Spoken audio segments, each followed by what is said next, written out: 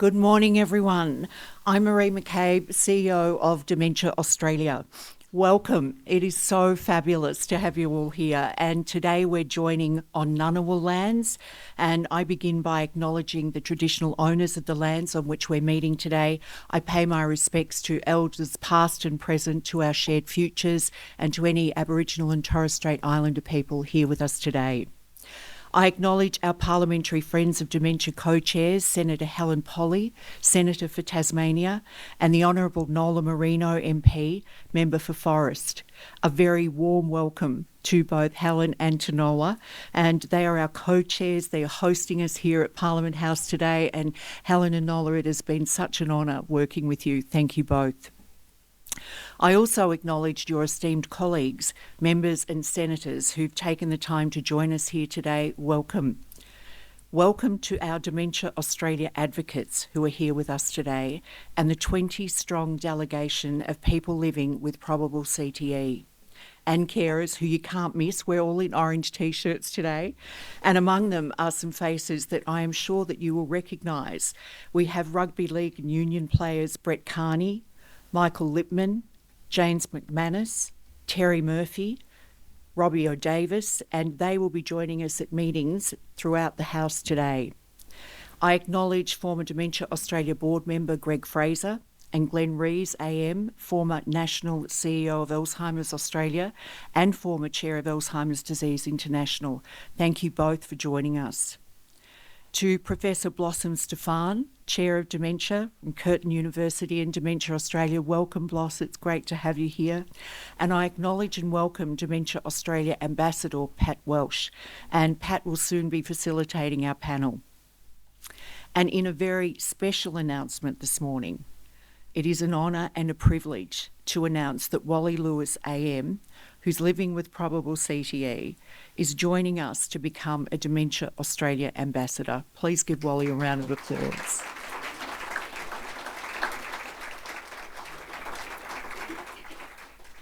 Wally is already a Connectors Australia Ambassador, and Wally's partner Linda Adams is also here this morning. Linda, welcome. Thank you so much. Welcome to you both. Wally's going to be joining our panel discussion shortly, and joining Pat and Wally on the panel are dementia advocate Lynn McGregor and delegation representative Robin McGilligan. Welcome to you both. Now, for this Parliamentary Friends of Dementia event, we're focusing on the issue and the impact of chronic traumatic encephalopathy. Now, why this focus? Because we only get one brain. And with strong, committed public health support, education and information programs, it's the one form of dementia that we can prevent. For everyone here today, and for those watching online, you'll learn about CTE today, its impacts, the challenges, and what we, with the federal government's support in the coming budget, can do to make a difference to the lives for people living with the experience of CTE now and for future generations. Today we introduce you to the Concussion and CTE Coalition, with whom we've worked to develop our pre-budget submission. And that seeks to address some of the issues and concerns that people are going to share about today in our panel discussion. It calls for funds for programs to support people living with probable CTE, their families and their carers, as well as a national awareness raising and education program in schools. As a coalition, we want to reinforce that we strongly encourage participation in sport and sporting activities in Australia at any age. The Concussion and CTE Coalition includes Dementia Australia, and I acknowledge Dr Rowena Mobbs of Mater Hospital Sydney, Carl Cincinnato from the Brain Foundation, Kayleen Doyle from Connectors, and Associate Professor Fatima Nasrallah from the Queensland Brain Institute. To all of our Dementia Australia staff, to our industry colleagues, welcome and thank you for being here. I extend a very warm welcome to you all and to everyone joining us via live stream. Now, please note that live stream is being recorded and photography is also taking place today for promotional purposes, so that'll go onto our website, onto our social media pages. if you don't want to be photographed today, so if you are meant to be somewhere else, and I can get why you would be here today, please let us know and we will make sure that your photo is not published. We will not out you. And Christine, where are you? Or David, wave your hand, and if you don't want your photo to be published, please come and talk to David or Christine down the back. Now, if you're not familiar with the workings of a sitting week in Parliament, there'll be bells, and that's a sound to call members to the chamber to vote. And if that happens, the bells will ring for about 4 minutes. So we may pause, but we may also continue. We'll see. But let's see how we go. But today is a very special event for me too, because it's my last Parliamentary Friends of Dementia. Oh my goodness, sorry.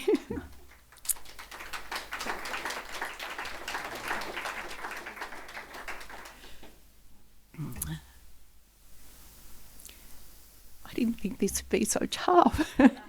After 13 years of being with Dementia Australia, and I've had the privilege to lead an organisation that I have loved working with, and it's been such an honour.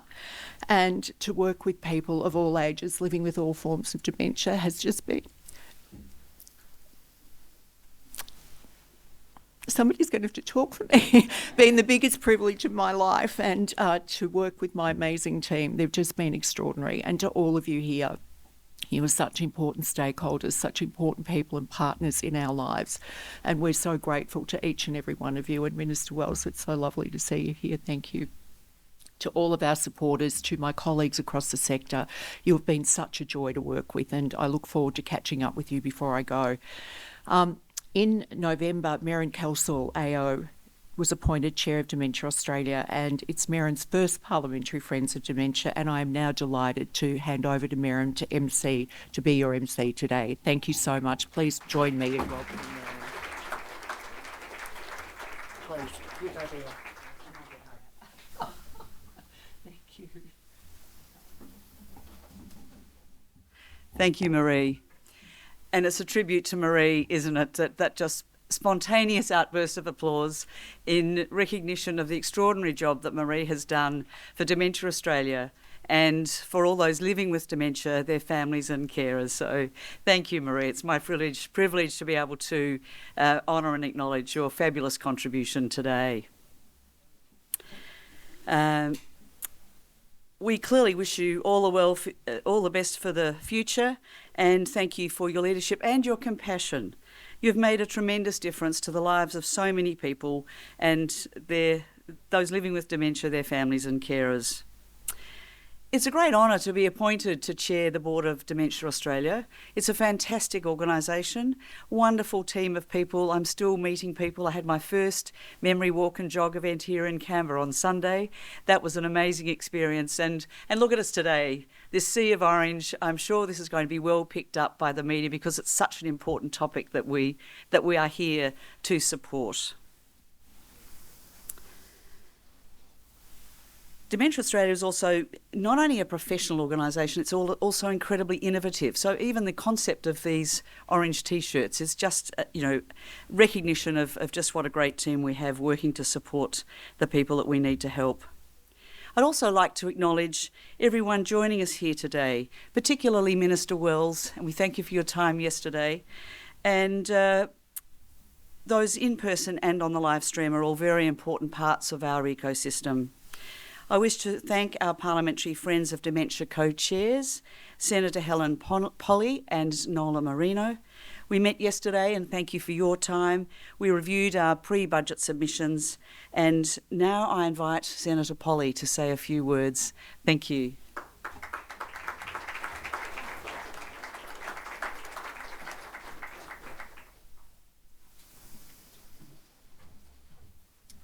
I didn't get an orange T-shirt before the event, so I thought I'd just bring a bit of sparkle. Thank you very much, everyone, for being here today. I too want to acknowledge the traditional owners on the land in which we meet, pay my respect to elders past, present and emerging. I And I'd also like to acknowledge Minister Wells for making himself available, my parliamentary colleagues that are here. And having the event at this time of the morning, I actually had to walk out on the Prime Minister's address to our caucus this morning. I wouldn't do that for any other event but this one. I have to tell you, it's not worth it.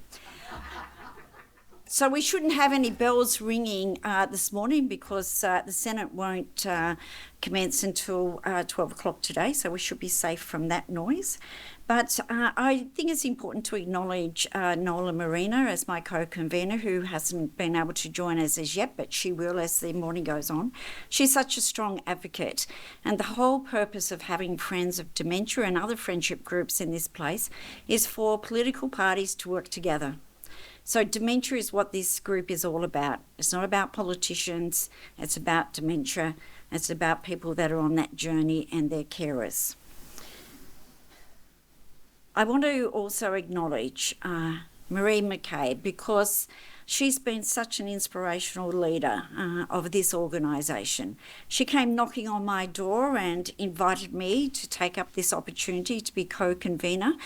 And I have to say it's one of the very best things that I have ever done since I joined the Senate. It really has been, because I feel that we've actually been on a journey ourselves. That journey is about awareness. It's about raising awareness within the political scope of this Parliament, but it's also the work that each politician and their staff do when they leave this place in their communities. So thank you so much for your leadership. We're going to miss you, but I know you're going to keep yourself busy, and I'm sure that there'll be many times that we will be thinking of you and that you will still be an extremely valuable and passionate advocate for dementia wherever you are. So all the very best to you and your family in the next chapter. I'd also like to acknowledge the new incoming chair. It's fantastic to have you with us, and I think it'd be very remiss of me not to also acknowledge Graham Samuels, Professor, for all the work that he's done. He's been an outstanding leader, and I'd have to say it's true of my own experience, and that is when you've had someone in your family with the lived experience and the diagnosis of dementia, it does give you a completely different perspective on what it's like, not just for the individual, but just as importantly for the carers and for their families. I just feel so privileged to have been part of this. I really, truly have. I've been lucky that my direct family have not been impacted personally, but my only sister's husband had early onset dementia. He was finally diagnosed after 7 years at 38. And then my husband's unfortunately got the genetics that both his parents have died from dementia, and it's quite extensive in his family. So we have that lived experience. But the people who are really important, besides Dementia Australia, who have the overarching responsibility for guiding what happens in this country, to lobby and to be advocates for whatever persuasion of government, it is those carers and those on the journey who are the strongest, most passionate advocates for what dementia is really all about. So to the panel this morning, I want to thank each and every one of them for giving up their time and making themselves available. It's so important. But I know that it's been said, and talking to Wally, and I'm sorry, Wally, but, you know, I'm an AFL girl. I come from Tasmania, so I don't understand the game. But it's really important. Really important that people leave today and that are listening in and watching into this, is that sport is so important to our mental health, to our health generally, and it's so important for social cohesion. But there are important messages that need to be taken back to our communities. So please advocate for awareness. That's the most important thing. I also wanted to just say how important it is as our roles as advocates to break down the stigma around dementia. It is so important that people understand that it can impact anyone at any time, just as cancer can. And it's just because you can't see it and because you may not fully understand it doesn't mean you should be afraid of it. It's so important to understand that the people you love that are diagnosed, they're still the person you fell in love with, and they're still the person that you've loved all your life, just that they're on a different journey, and that's one that you have to take with them. So this morning, again, just want those on the panel to know that you've got two very strong advocates here in Parliament. You have a lot of people that have been informed along the way. And again, Marie, so much of that has been about your leadership, because I knew nothing about what this friendship group's role was until I became involved. It's been a very, very powerful tool, and it's one that I can assure you we will continue with the same vigour, the same passion, way beyond your time, and I'm sure coming on behind me, there'll be other very passionate people. So thank you for your leadership. I look forward to the panel. Thank you.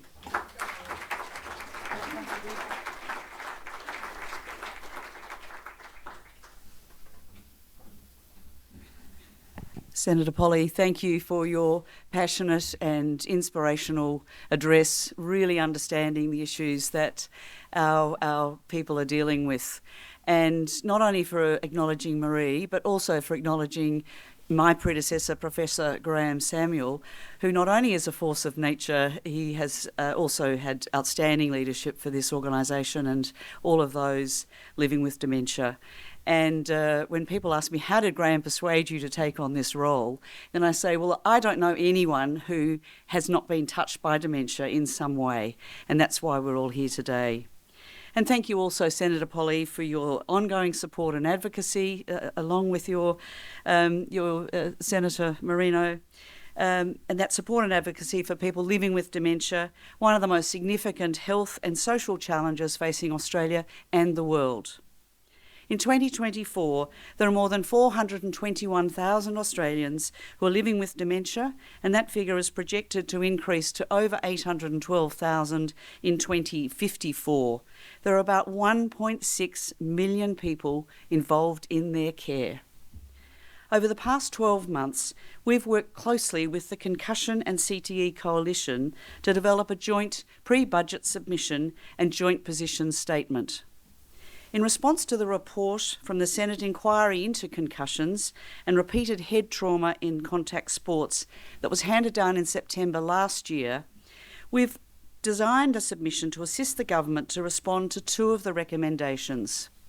Firstly, to pilot a national program for people living with probable CTE, their families and carers, which will be delivered by Dementia Australia in close consultation with our coalition. And secondly, we will develop and deliver an awareness-raising and education program about protecting the young brains of our school children, Australia's future. We've been meeting with members of government and our coalition to review the submission, and meetings will continue in the lead up to budget night in May. The second standalone pre-budget submission from Dementia Australia covers two programs that focus on building the dementia capability of the workforce by providing essential dementia education for health, disability and aged care workers, as well as the first responders. Plus, we also want to develop an app, web-based program and resources for a brain health initiative to be co-designed with First Nations communities. You can read both pre-budget submissions on our website at dementia.org.au. And this being CTE Awareness Month, today the Concussion and CTE Coalition is launching a joint position statement titled Concussion and CTE in Australia. The position statement provides background details on probable CTE and highlights the various groups that are at risk of contracting the condition. This is not just sport. We're talking about domestic and family violence survivors. We're talking about military personnel and, of course, contact and other sports participants. You can pick up a copy of the joint position statement here today, and it's also available on our website. Now, to hear more about CTE, I will ask Dr Rowena Mobbs from Mater Hospital, Sydney, to provide us with her extraordinary insights into this condition and her marvellous work. So thank you, Rowena.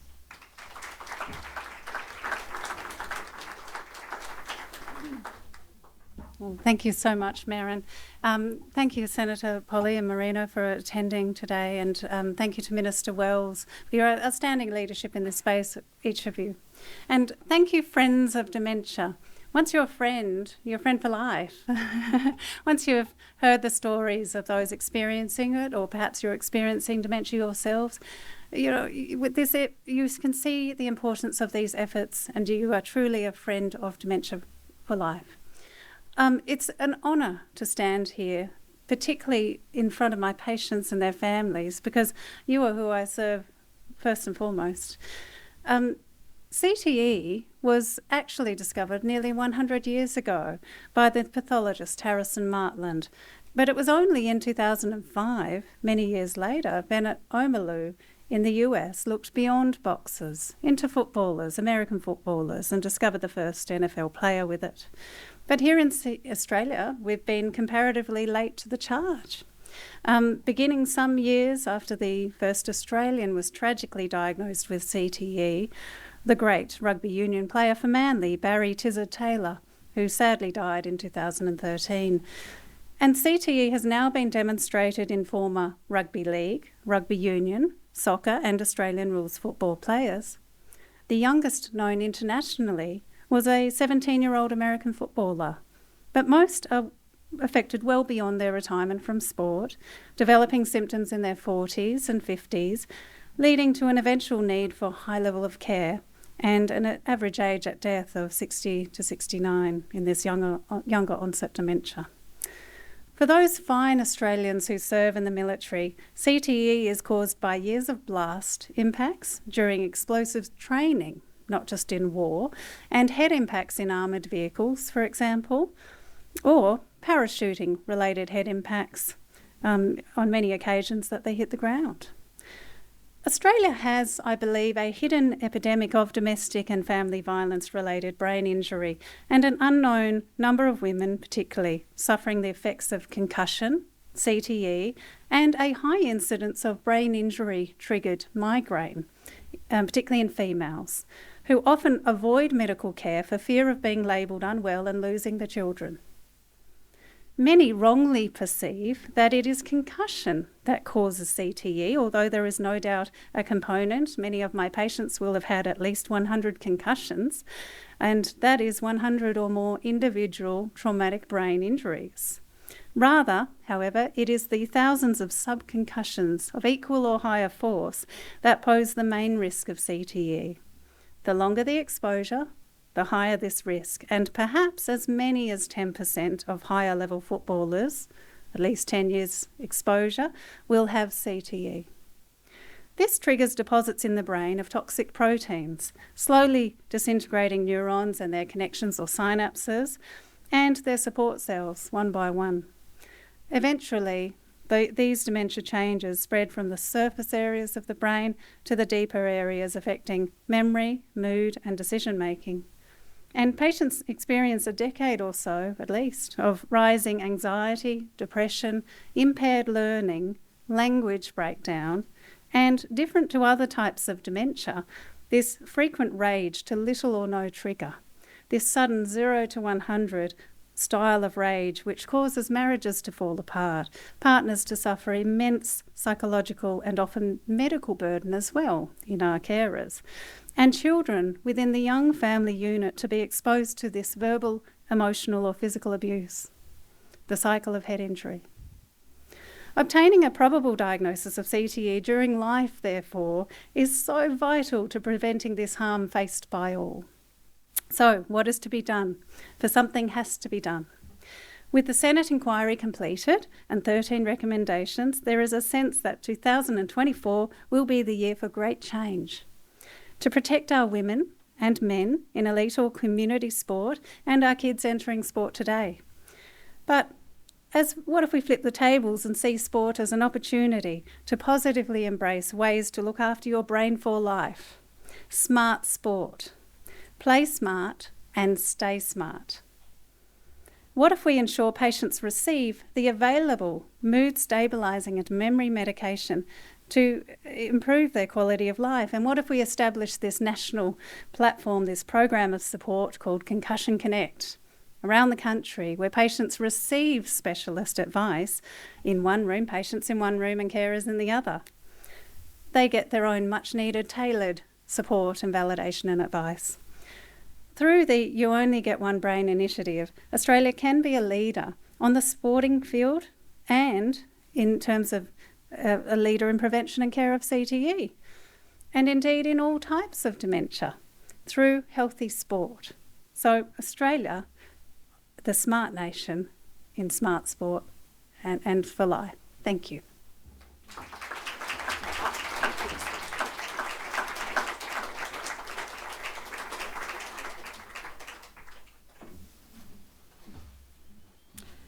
So thank you, Dr Mobbs. Rowena not only is doing amazing work, but she also has solutions that we are absolutely wanting to support.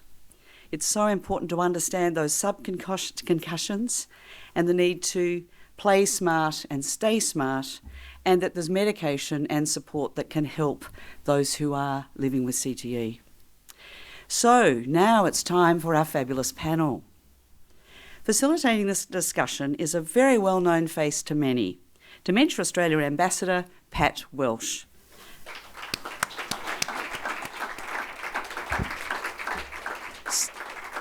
So Pat is one of those legends at his own lunchtime. So Pat was a sports editor at 7 News Brisbane and worked with the network for 40 years. Now, in partnership with Dementia Australia, he uses his media profile to bring much needed awareness to brain health. Thank you for being here today, Pat. Perhaps take a seat. So joining Pat is our new ambassador, Wally Lewis AM. I realise King Wally needs little, if any, introduction. He's considered a titan of Australian Rugby League. He came to embody state of origin football, making 31 appearances for Queensland between 1980 and 1991 and winning 8 Man of the Match awards. It was his domination on the field during state of origin that earned him the nickname The King. Thank you for being here today and taking on the role of Dementia Australia Ambassador. King Wally, please join us.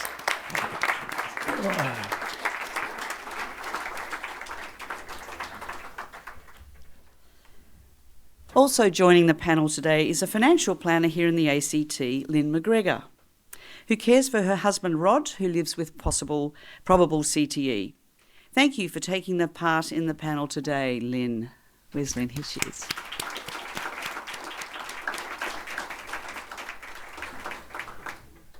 And our final panel member is Robin McGilligan, former solicitor, who was diagnosed with CTE in 2020.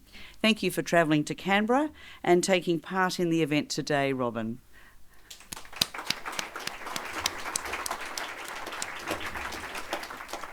So, Pat, it is now my great pleasure to hand over to you to facilitate the panel. Thank you all. No, thank you very much.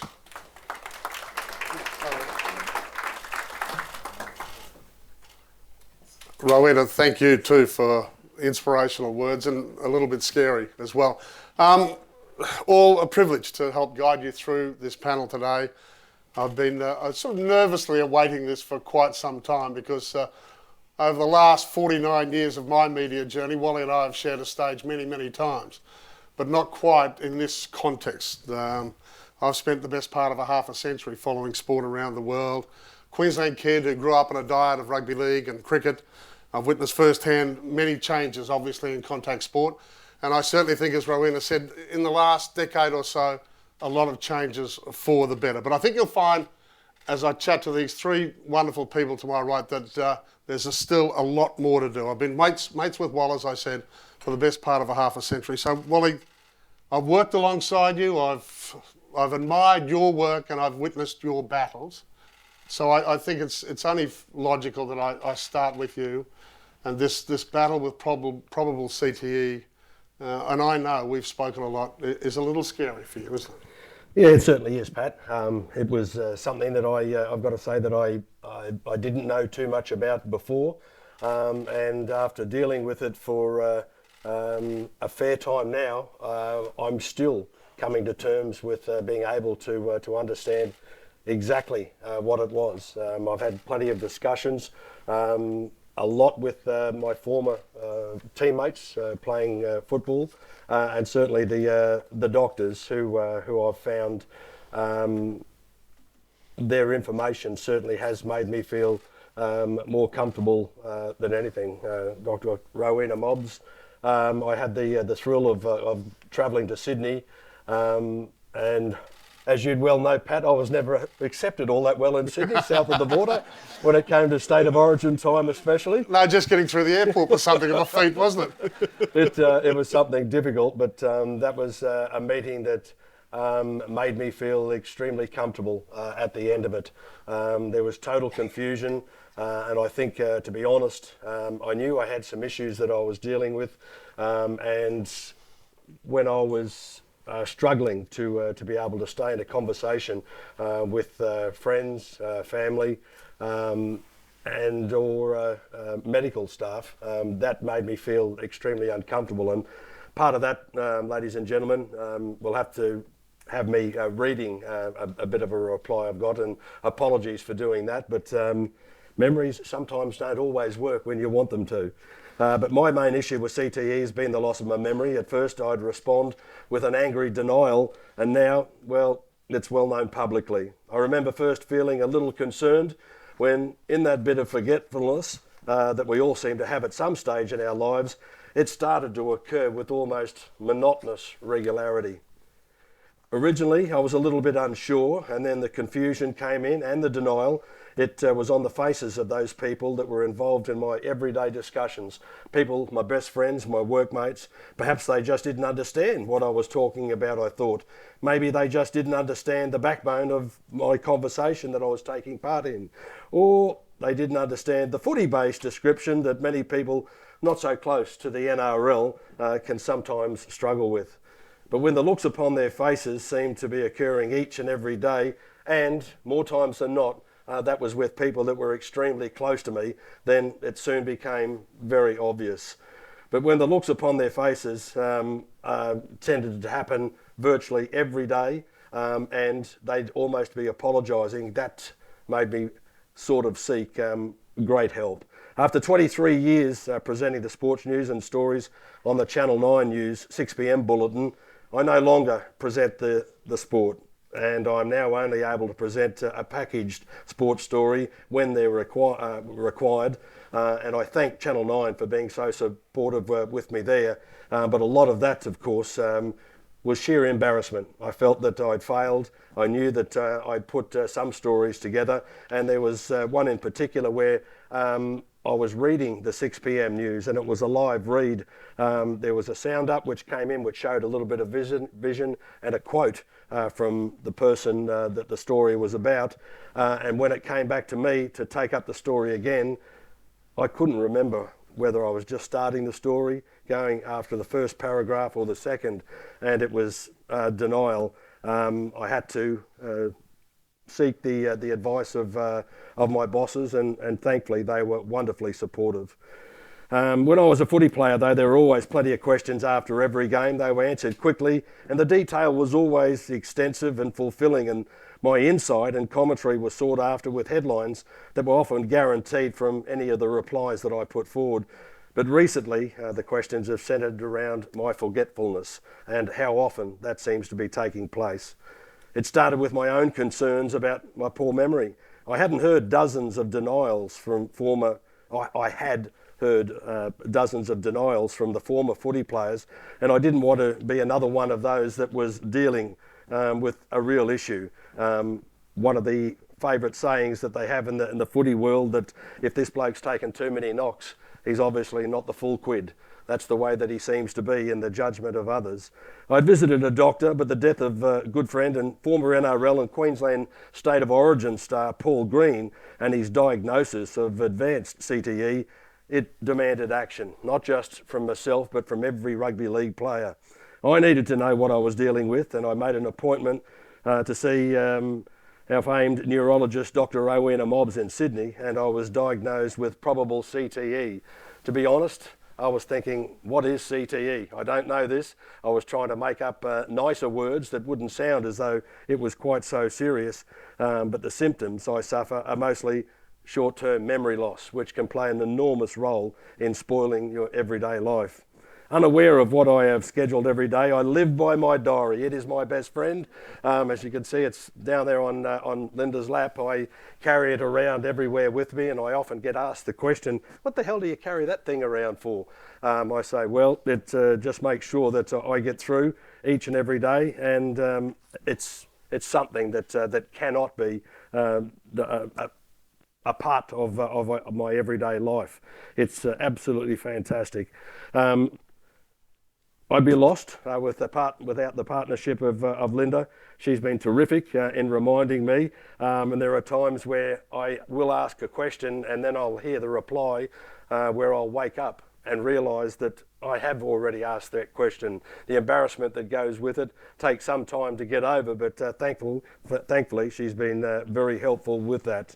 Every morning I sit down with her and we go through my diary and discuss what's on for the day, the week and the months ahead. She'll call me several times through the day to remind me what I'm supposed to be doing and the reason that I'm going out for that visit.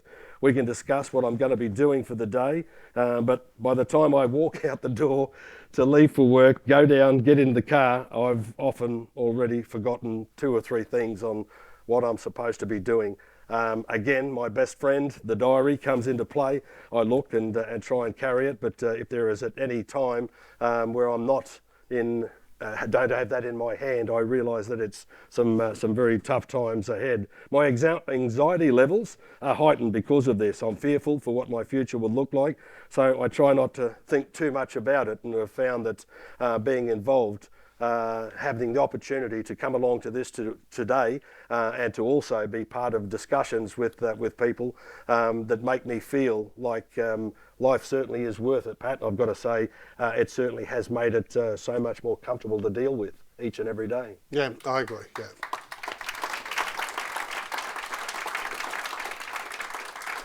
Thank you, mate. I mean, I'm sure I speak on behalf of everyone. We appreciate the honesty and the sincerity that you've given us here today. The one thing I wanted to ask, I've watched you play, I've loved watching you play over years. You've coached, you've advised, you've commentated at the highest level. So there's probably few better to ask. What changes would you like to see when it comes to these heavy contact sports? Because when you're at the peak of your powers, it was regarded as tough to take the knocks. We know now that that is stupidity. It is, and you're right. We all thought that we were 10 foot tall and bulletproof. We thought that if we got out there and somebody had knocked us over, we were knocked unconscious. If we got to our feet and were able to make our way back to our position on the field, boy, aren't we tough. Have a look at us. Have a look at what we've done. Aren't we impressive? Aren't we impressing the young kids? Don't we look like that we are the toughest players to play the game? Well, it may have been a very short thought, but for most of us, the reality was that it was causing us extensive long-term damage, something that we weren't dealing with quite comfortably. We'd always challenge the opposition to come up with what they could. Pat, you know that, but certainly now it's in a different direction. We need to teach the players from the grassroots level the correct way to tackle, the correct place to put their head in a tackle, and to guarantee that it's not in a dangerous position that could cause harmful damage to the intended ball carrier. To play the game more safely, we need to train our kids smarter, and that doesn't stop after they play their first game or compete in their first season. It's not a badge of honour to prove how tough we are when we're staying out on the field, and consistency across all sports at all levels, certainly common sense has to be the number one priority. Parents of children playing contact sport also need to understand the risks. The players, as they get older, need to be educated on the risks, and players need to understand that just because you can't always see it, like a broken arm, a brain injury needs to be taken much more seriously. It's not a badge of honour to go back out in the field with a head injury. It's got to be regarded as sheer carelessness. We need to accept that repeated head knocks can cause brain damage, and we need to implement the protocols to attempt to prevent, detect and monitor head injuries. But I think we've come a long way since when I played, but I think now we still have a long way to go. We may not know for many years if the new protocols are being put in place today. Will they actually prevent the possibility of brain damage? Well, only time will tell, but we need to do everything that we possibly can to learn more about prevention, and also need to support the much needed research so we can better understand CTE. It is quite remarkable how the players' opinions of CTE and their acceptance levels have changed. As I said previously, once upon a time it was only the weak go off. Only the guys that can't take the big stuff, the tough stuff, they're the first ones to run to the sideline. That's not the case anymore. If you're doing it, you're perhaps guaranteeing your long-term health and well-being is being improved. Thank you, Mark.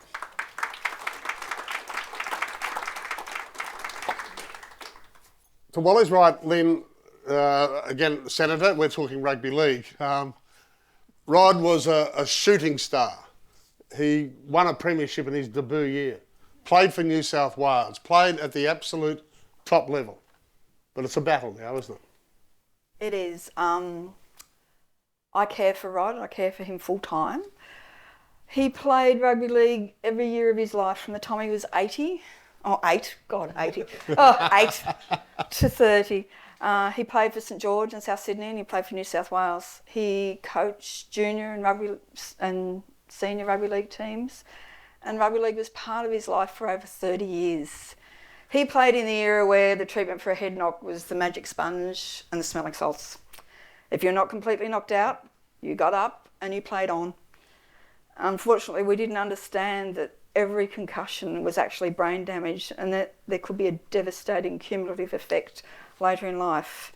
How I wish we knew then what we know now. Rod and I have been married for 47 years. We were together for 5 years before that, so I know him very well. We have 4 children, 10 grandchildren. He's my best friend, a wonderful husband, dad and granddad. Excuse me. His long-term GP suspected CTE in January 2013. Rod was experiencing symptoms many years before that. In June 2016, 2 months after his 60th birthday, he was formally diagnosed with younger onset dementia, suspected CTE. He was forced to leave his job, and our family and life changed forever. In the first 2 years, I continued to work part-time, and Rod started to attend lots of specific social dementia activities. We went on overseas holidays and we visited friends and tried to live as normal a life as we could. In 2018, as Rod's dementia deteriorated, I became working part-time from home so that he didn't have to be left alone and I could continue to provide our family with some sort of income. I'm extremely fortunate to have an amazing and supportive employer who supports me no end, and unfortunately others are not so lucky, so I am extremely grateful to them. They are wonderful. Our adult son suffered from extreme anxiety and depression for many, many years. Before his dementia, Rob was the one who always was there in our son's darkest moments. He knew exactly what to do and what to say. Now the roles have been reversed and it is our son who is there for his dad. He struggles so much to see what is happening to his dad, and I see the sadness and despair, in his eyes every day. Our kids often say that they just want their dad back. Our daughter just wishes her kids could know the dad that she grew up with. What I'm saying is dementia doesn't just affect the person and their carer, it affects everyone around them. Rod's brain is shrinking, his judgment is impaired, he has problems with impulse control, memory loss, confusion, loss of empathy and the ability to process and follow instructions, but he can still make me laugh. He requires constant assistance with almost every task of daily living. He can't be left alone at home alone because he's at significant risk of accidentally hurting himself. He cannot go out alone, cannot use a phone to call for help or let others know where he is, and I'm sorry, darling, that I'm saying this. He has lost his sense of direction and road safety. He cannot go into a shop and buy anything because he doesn't remember what he wants, and he doesn't realise that you have to pay. I'm still working full-time from home, as I said, with a wonderful employer, but caring for Rod is a full-time job on its own. His needs will always come first. I love him with all my heart, but it's extremely difficult to maintain a reasonable quality of life around his care. I do not have time to do anything other than work and care. one of the most difficult things, aside from the loneliness and isolation as a carer, is being the one to make all the decisions that affect our lives. We always discussed everything, and now it's just up to me. I'm no longer a wife or partner, I'm a full-time carer. I'm still married, but I'm alone, and most people just don't understand. So that's my carer's perspective. Oh. We're so proud that you have decided to come and tell us this story today. As we look for positives, Lynn, from your experience, what has helped you over the last decade, I suppose? At the very beginning, we said we were going to be honest, and we have always been honest. We talk about everything, no matter how hard it is. We always have an open and honest discussion about everything that's happening in our lives. Sometimes Rod doesn't remember, but we just go back and we do it again. I found that keeping him as socially and physically active has been the best possible thing for him and for me. I encourage him to do everything that he can possibly do, and if he can't do it, I help him do it. It's also important to take advantage of any help that you can get. We have had an NDIS plan since early in Rod's diagnosis, and without that, there is no way he would be as physically and socially active as what he is. And I'm eternally grateful for that NDIS support, because I would not be able to afford to let him have all these activities that he has. He's out every day of the week. We have a wonderful support coordinator who we actually met through Dementia Australia many years ago. She is my lifeline. Without her, I'm not sure where I'd be. Probably a blubbering mess on the floor, but anyway, she saved me. Also, early in our journey, I joined a Dementia Australia support group. This support group and the friendships that have come from there have sustained me through some really, really tough times. And I've met some really wonderful people who are here today, and they're wonderful, they're inspirational, and they're now my best friends. That's just been incredible. I believe it's imperative to surround yourself with people who understand what you're going through and will be there to support you. I cannot stress how important support groups are to both the person suffering from CTE, dementia, and their family and carer. It's especially important to be able to connect with others that experience the same form of dementia, so that enhances the ability to support and understand each other. Support groups are just magic. Magic. I wouldn't dare speak on behalf of Dementia Australia, but we thank you for just giving your time today to tell us your story. Thank you so much.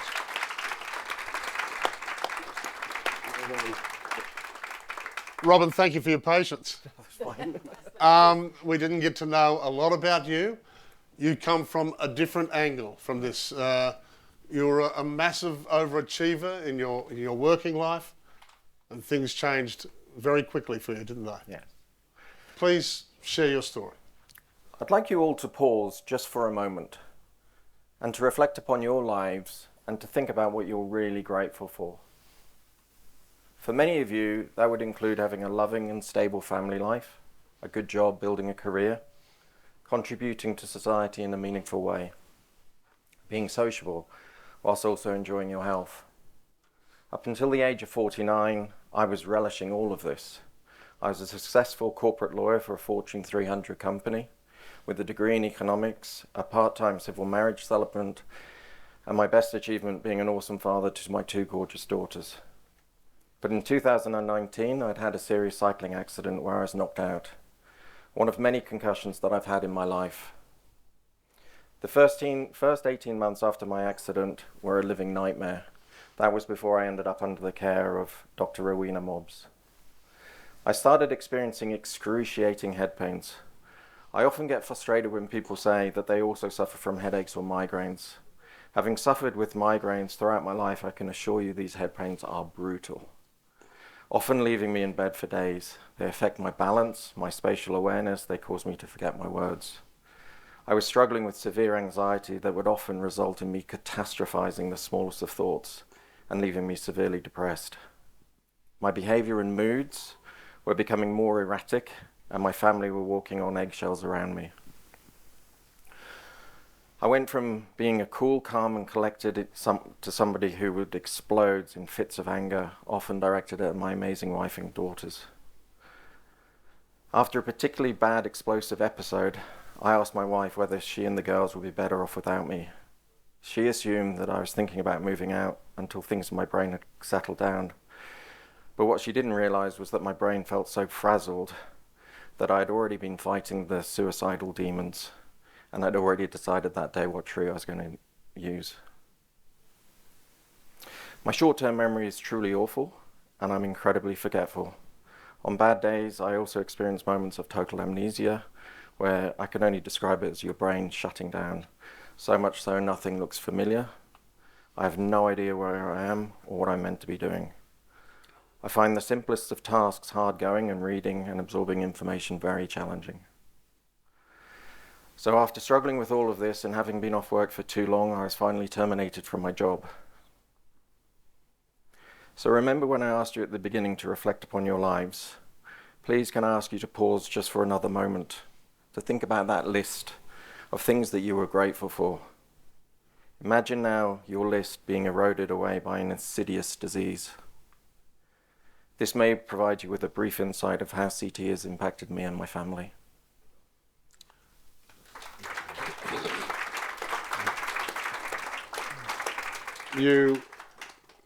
We've spoken to Rowena, we've heard from her. Can I ask how Concussion Connect has helped you? Dr. Mobbs was actually the first specialist to do a deep dive into my concussion history. I'd been knocked out approximately 12 to 14 times, and we worked out that I'd been concussed close to 100. The vast majority of those was whilst I was playing sport as a teenager and early 20s, and a couple of cycling accidents as an adult. Whilst the diagnosis was shocking, it was also strangely a huge relief, as I finally had answers to what was going on in my brain. The care that Dr. Mobbs provides is not just about the medicines, the tests, the scans, but it's also about this Concussion Connect support group. Concussion Connect is a group therapy program that has honestly been totally life-changing for me. It includes those suffering from the risk of CTE and is part of the research program. It's designed to reach both the patient and the carers, guiding us with neurological and psychological advice, offering research and connecting us to relevant local care. We sat in a circle and Dr. Mobbs welcomed us all and explained that this was a safe space to discuss issues under strict confidentiality. She also said that we should only say things that we felt comfortable in disclosing. It was at this point that I realised that most of the other patients were all elite sportsmen that I'd only ever seen on television. I thought to myself, surely I don't belong here. I'm not a professional sports person. And compared to some of these giants, I was the only short, fat corporate lawyer. Michael Lippman, who's in the audience here today, who also gave me his permission to share, started the session off by discussing his experiences, issues, and challenges. I found myself nodding along in agreement as I had suffered so many similar events. Michael's candour and bravery set the tone for the rest of the meeting. When it was my turn to speak, I surprised myself as I started to disclose things that I'd never said out loud before, not even to my wife.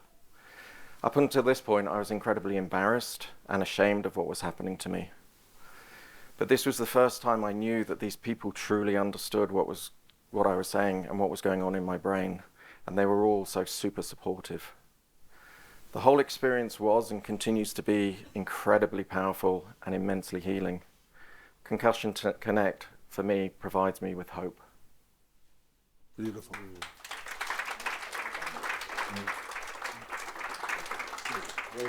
You've all been so open and honest and confronting at times. Can I wrap it up with one final comment? We have a room full of the country's most influential and powerful decision makers here today, and it'd be foolish of us to waste the opportunity. Could I ask, starting with you, Wal, what's the key message you'd like them to take away today? It is a serious condition. It is something that it cannot be ignored. It is something that we can be the most experienced people in our own department. I'd been involved in sport for a number of years, yet I still knew nothing about dealing with something that I regard as the great monster. It is something that I think must be better educated, better spoken about, and if we can get the sports people to be able to put their hand up and make an admission, firstly of all, without going into instant denial, that starts the ball rolling. Yeah. Well said, Lynn. I just think there needs to be a much better understanding of CTE, and we need to be aware that concussions and head knocks can cause serious health issues later in life, and they need to be taken seriously. CTE dementia is preventable, and good concussion management is an extremely important aspect of preventative care. I think the safety precautions and protocols need to be in place and be strictly observed without compromise. One bad concussion doesn't cause CTE. It takes repeated blows, and it's the way the brain bounces around in the skull that injures itself.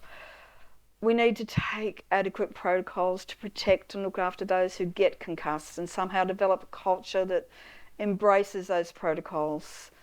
Damage caused by repeated concussions and head knocks is very real and can be devastating. We need to get this right, otherwise there's just going to be serious consequences. Can I just also encourage all the government agencies, Centrelink, Aged Care, NDS, to increase their awareness, knowledge and understanding of dementia, and particularly CTE. I've found along the way that there is not an understanding.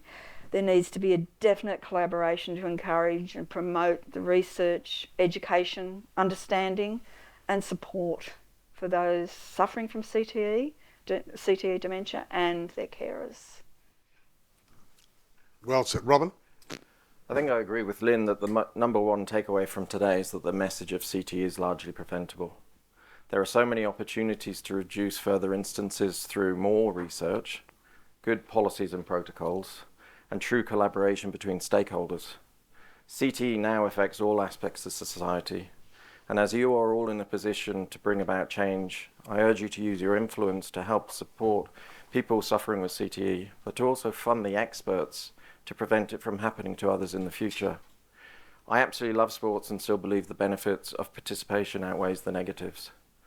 I am, however, a father of two very, very sporty and active daughters, and have experienced firsthand the lack of awareness as to what to do when a child suffers a concussion. Failure to prevent the potential epidemic of young players suffering repetitive head injuries will lead to more demand for help and support, and more demand for medical resources that will be needed to help those impacted. I truly believe that Parliament should consider setting up an independent centre of excellence that can advise on all aspects of repetitive head injuries and concussions. It could promote awareness and education from grassroots levels up to the elite players. It could develop concussion protocols. It could be the go-to place for parents, patients, carers and GPs.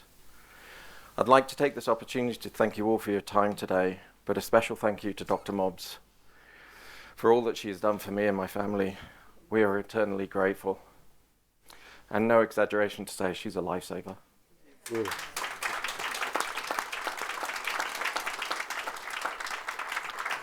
I'd like to back that up on Dr Mobbs, who's been absolutely magnificent and has made my life fun again. But I'd also like to bring up emotion plays an enormous part in being able to deal with this. We have a footy player, another footy player here, Robbie O'Davis. I don't think I've ever seen, I've seen it, the CTE upset a lot of people, and it's certainly brought tears to mine and many other sports people's faces throughout the course of battling with it, but I don't think I've ever seen somebody battle it quite as firmly as Robbie. And mate, the footy world are with you, they support you. Queenslander will be the cry that we bring out on a number of occasions, but that's just an indication of the pain, the suffering that can go with it. Let's try and make life fun for those that are dealing with it from this day forward.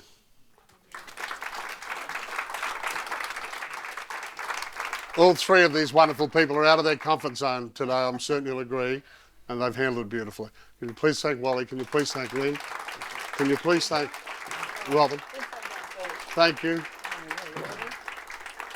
And as they leave the shades, can I just share, Wally and the orange shirts here had a quiet dinner last night in the lead up to today. Robbie O'Davis, one of our greatest ever rugby league players, was there. Robbie won what's called the Wally Lewis Medal in 1997 playing for Queensland, which is the best player of the State of Origin series that year. Wally, unfortunately, wasn't there to present it. He presented it last night. It was a moving and touching night. Marion, I'll leave it to you. Again, thank you. You're wonderful. It was beautiful. Thank you very much.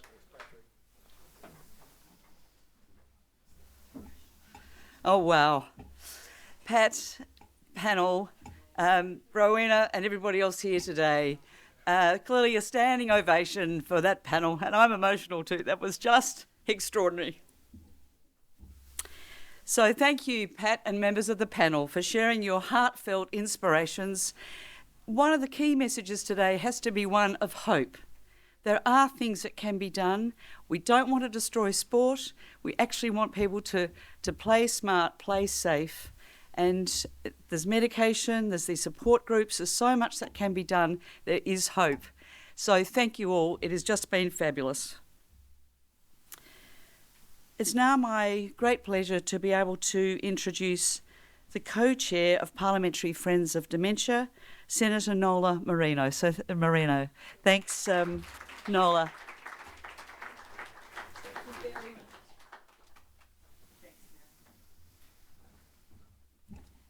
Thank you, everyone, and it's wonderful to be here with you. But can I also say a very special thank you to the panel. Marion, it's been probably the reason that we have our Parliamentary Friendship Group, and I work with Helen on this very closely. The actual strength of the friendship groups, they're multi-partisan, and it brings together members and senators from all sides of politics. And the fact that you've come today to tell us your stories is so important. So to all of those on the panel, nothing resonates more with us than your stories. So the fact that you've come here today, thank you so much for that. We really appreciate you having the courage to do so. And the strength in this place is the information that you've passed on to each one of us directly by showing up. And for each one of you in an orange shirt today, thank you for being here and raising with us this issue around concussion. The messages we heard from those in the panel about seeking support and taking advantage of the support. Dr Mobbs, thank you so much for what you've done, and you're a leader in this space. So can we say a special thank you?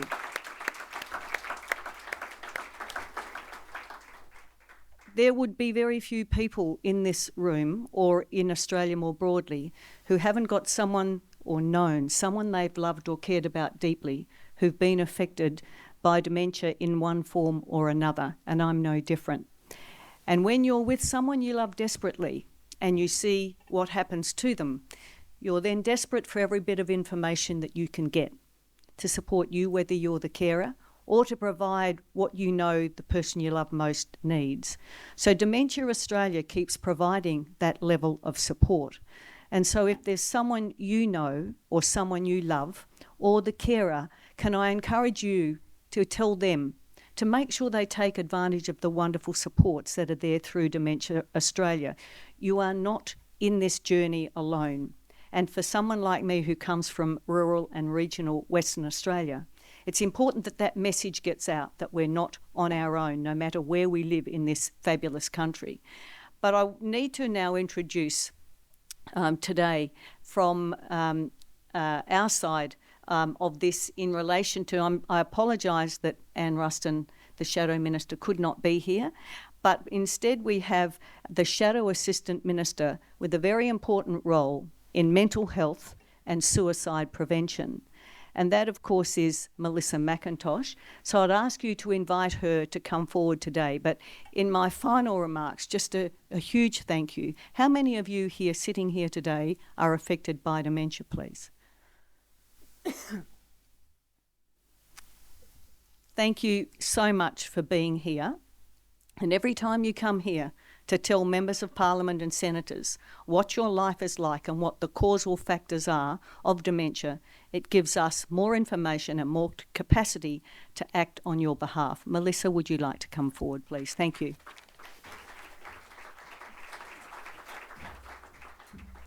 Thank you so much, Nola, and I apologise, I'm a late ring-in, really, but I was really happy that I could step in for Anne. I'm from Penrith, which is Panthers territory. Sorry, Wally. I've long followed your career as well, and we're footballing families, and it's in our blood. My husband's career as an Olympic athlete finished when he was hit by a car riding his bike home from training and had a head injury. So both with sport and having that injury that ended his career, it's something that's always been on my mind, what happens in the future. And we have a son who's on the Australian team in the under-21s for judo. So we are a sport-loving family as well. Wally, what you've done is really bring to light an issue that was never discussed previously.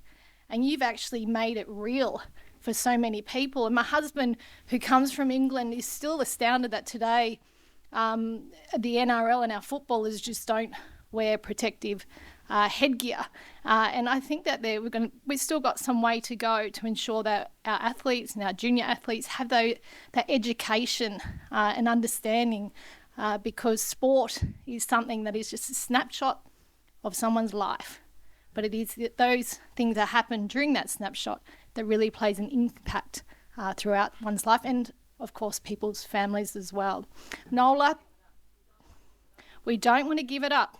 We don't want to give it up. We are a lovely sport-loving country, but as I said, education, and Wally, the work that you've done is really bringing this to light, and I hope we have more of these conversations. And what made me think about my husband's head injury was it was your T-shirt saying you only get one brain, and that is absolutely true. Thank you to Dementia Australia for bringing this important event to Parliament House. In the health space, as Nola said, I'm the Shadow Assistant Minister for Mental Health, but I'm also Deputy Chair of the Health Committee. You realise there's so many health issues in this country, and everyone is really passionate about their causes. But Nola is somebody that we're so grateful to have in Parliament, because her passion translates into doing something. It translates into action.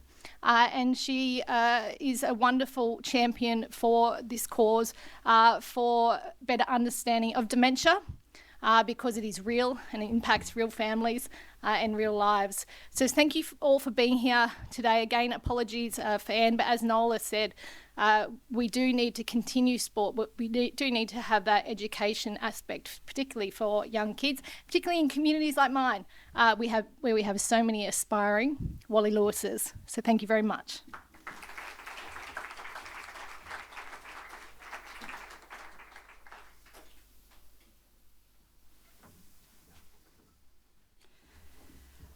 So thank you so much, Shadow Assistant Minister McIntosh, and to Nola as well, and everyone for being here today. That concludes our proceedings this morning.